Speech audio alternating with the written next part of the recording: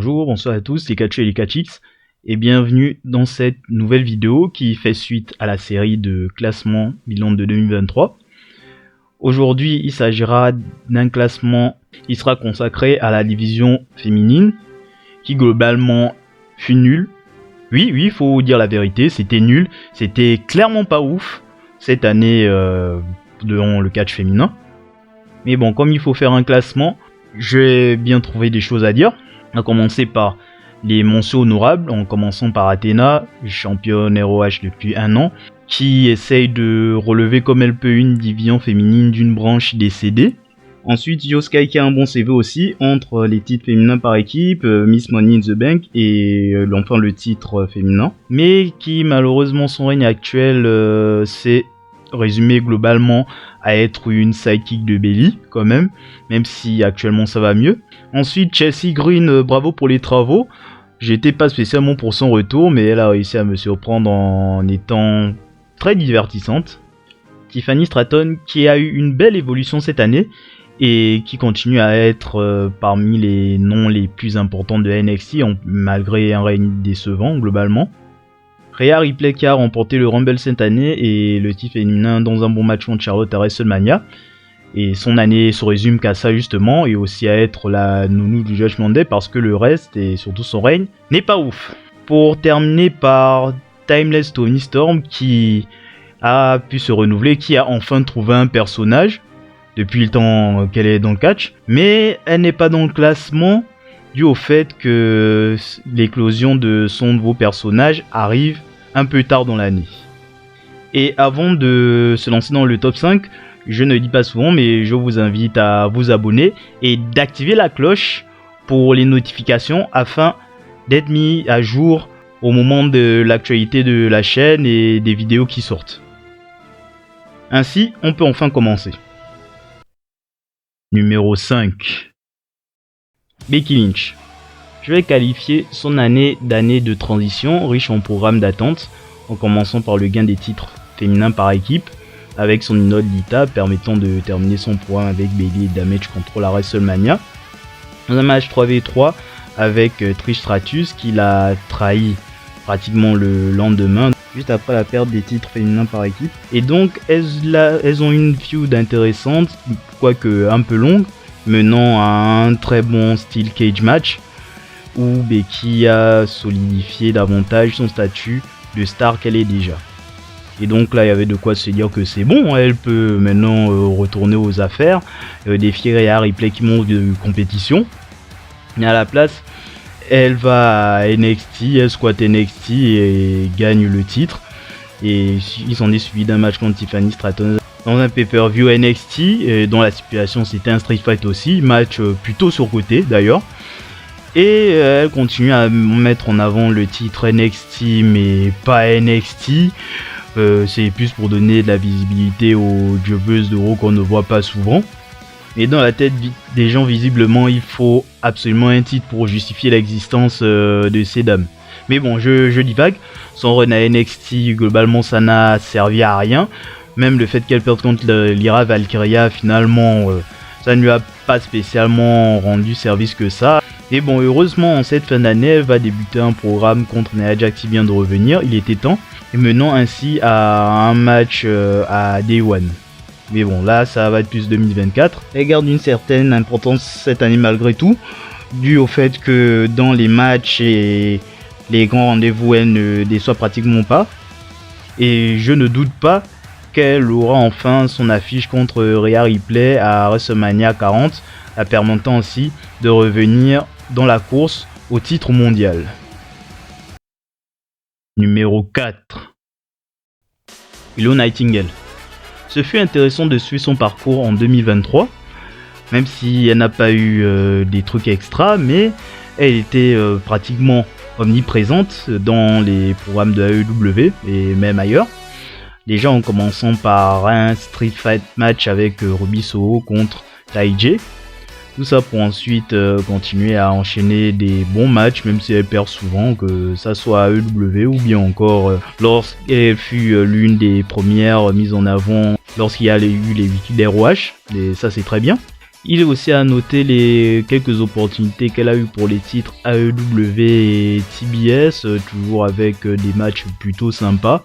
Et également le fait qu'elle ait été la première championne New Japan Strong en battant Mercedes Moné. C'est pas rien quand même si elle ne garde pas le titre très longtemps.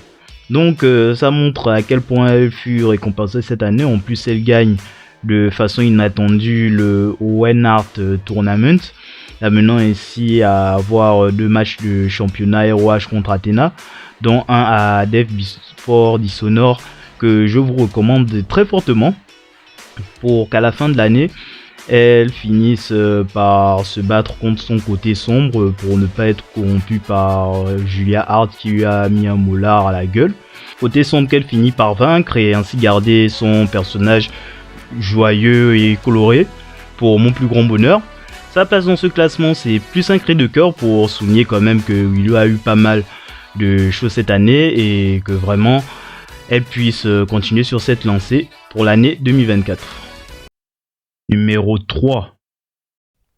Mercedes Moné. Sasha Banks a claqué la porte à WWE en été 2022 et elle fait son retour dans le catch à Wrestle Kingdom en tant que Mercedes Moné pour défier Kairi pour le titre féminin de New Japan. Ses débuts au Tokyo Dome furent en demi-teinte, mais ça a été rapidement rattrapé par le fait que son nom y suffit pour remplir un stade de Los Angeles pour le prochain événement de New Japan Pro Wrestling, suivi par la Masterclass qu'elle a eu contre Kairi, où elle ressort victorieuse en devenant championne. Elle promet de faire du titre IWGP un titre global pour New Japan, ce qu'elle fait finalement, comme par exemple lorsqu'une fois elle a apparu avec le titre lors de la première de Mandalorian. Elle fait la promotion de ses prochains matchs et ses conférences de presse, elle est plutôt drôle. Dans le cadre de son match contre Mayu Iwatani qu'elle perd lors du premier show Stardom auquel elle participe. Globalement, ses matchs cette année furent plutôt cool, en dehors de son dernier contre Willow Nightingale où la dynamique je l'ai plutôt trouvé bizarre, et également la blessure qui a joué en plein match, ce qui a conclu l'année de Mercedes Moné malheureusement. Le bon côté c'est que son couronne à New Japan fut plutôt qualitatif, il n'y a pratiquement rien à dire en dehors de la fin. Et même en fin d'année, elle continue à un peu parler d'elle à travers son apparition à All In ou encore dans un meet-up où elle a mis un fan à sa place. Ça, c'était très cool. Elle est sur la route du retour et elle a plusieurs choix possibles pour lancer sa carrière. Même si personnellement, j'aimerais voir plus de son parcours dans le circuit japonais où il y a comme un goût d'inachevé. En tout cas, belle première impression de la CEO en dehors de WWE, pourvu que dans les prochains mois, elle soit épargnée par les blessures. Numéro 2. Bianca Belair. Son début d'année ne fut pas particulièrement intéressant, mais elle a eu le mérite d'avoir atteint les 420 jours de règne en tant que championne féminine, ayant ainsi le titre le plus long de l'ère moderne.